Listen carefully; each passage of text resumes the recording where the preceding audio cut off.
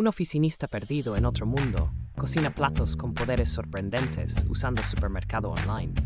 Tsuyoshi Mukoda es un oficinista cualquiera al que de repente transportan a otro mundo. La habilidad única que obtiene al llegar a este nuevo mundo es una que parece un tanto inútil: supermercado online.